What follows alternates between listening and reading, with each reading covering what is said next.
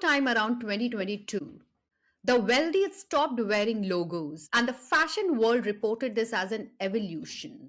The rich had matured. They no longer needed to announce themselves. They had moved beyond the vulgarity of the visible brand into something more refined, more authentic, more tasteful. What nobody said out loud was this: the logo did not disappear because the wealthy stopped signaling their status. It disappeared because the signal became more expensive to decode. And that distinction is the entire argument of today's video. In 1899, an economist named Thorstein Veblen wrote something that has never stopped being true. He said that wealthy people do not buy expensive things primarily because they need them. They buy them because other people can see them buying them. He called it conspicuous consumption. The house, the dress, the carriage. The consumption was the signal, and the signal needed to be loud because the audience needed to be able to read it from a distance. The problem with loud signals is that they can be imitated. When the middle class could approximate the logo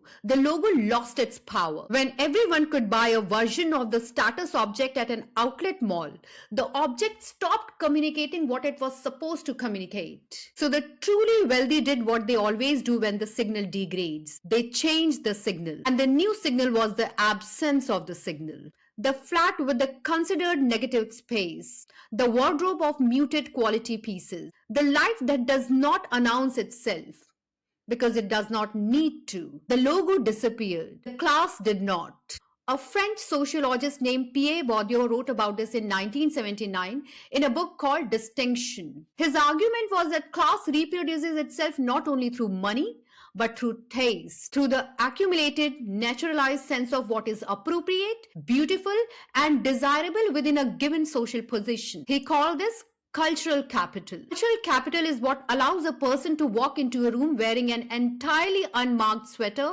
and have the correct people understand without being told exactly what it costs.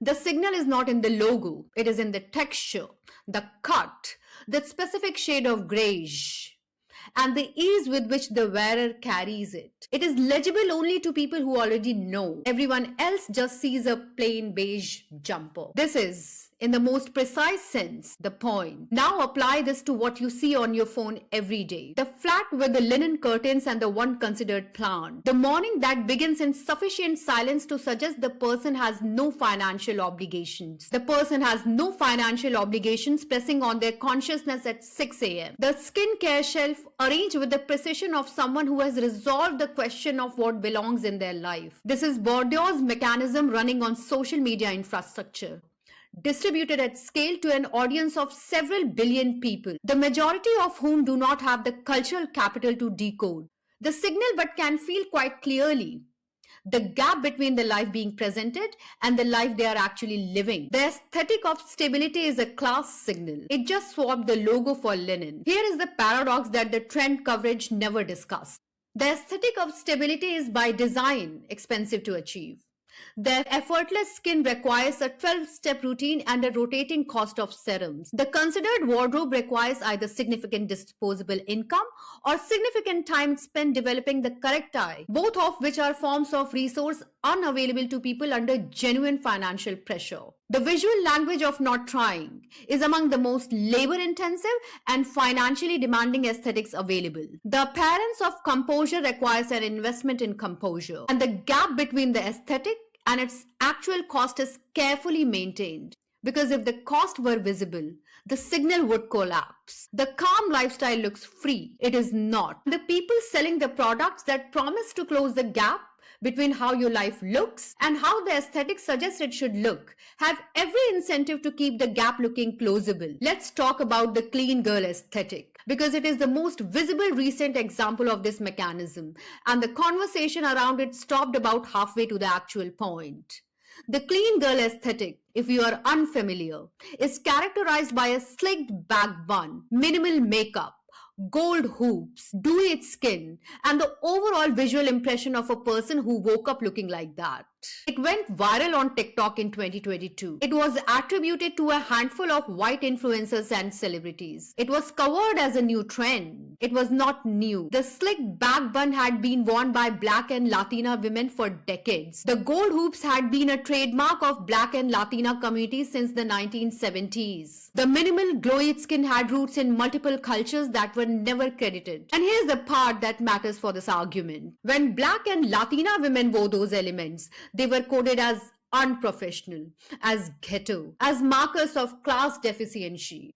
When white women adopted them, they were recoded within a single trend cycle as markers of aspirational stability. The same visual elements, opposite class signals, depending entirely on who is wearing them. In 2022 and 2023, quiet luxury peaked. Succession was everywhere. Gwyneth Paltrow's courtroom wardrobe became a cultural reference point. The muted, logo-free, expensive but you cannot tell aesthetic dominated fashion coverage. Someone called it recession core and then moved on without explaining what that word meant. What it meant was this: the aesthetic of understated wealth does not emerge despite economic anxiety.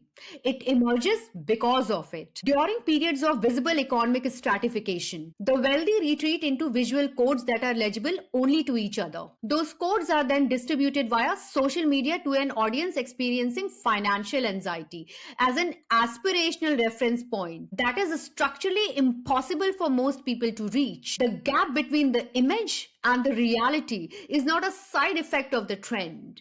It is the mechanism of the trend. The quiet life is not being sold to people who have it. It is being sold to people who don't. Early 2024, quiet luxury was declared over.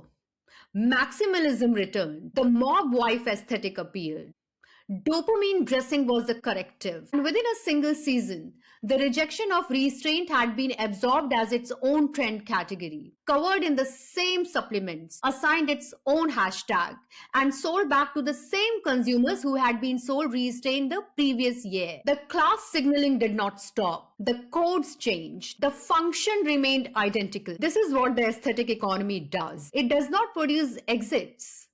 It produces new iterations of the same mechanism, each one arriving with the conviction that this time the aesthetic is authentic, personal, meaningfully different from what came before. That conviction is itself part of the product. The belief that you have finally found the genuine version, the one that is not performing, the look that is actually yours, is what makes the next purchase feel different from the last one. It is not. So why has stability become a lifestyle? Because instability is the dominant condition of the current economic moment. And when instability is widespread, the appearance of its opposite becomes the most aspirational thing a person can broadcast. The aesthetic of stability is the image of a life that is not being disrupted by the same forces disrupting everyone else's. It is distributed by an algorithm that rewards composure, sold by an industry that profits from the gap between the image and the reality, and consumed by people who understand on some level that the image is constructed and who keep scrolling anyway, because the alternative is confronting what the image is actually communicating, which is not a set of tasteful lifestyle choices. It is an argument about class, dressed in linen, photographed in good light, posted at the precise hour when you are most likely to be feeling the distance between your life and the life the feed has decided you should be living. Hi, I'm Akanksha and this was The Storyteller's Lens. If you like this episode, please leave a comment and subscribe to my channel.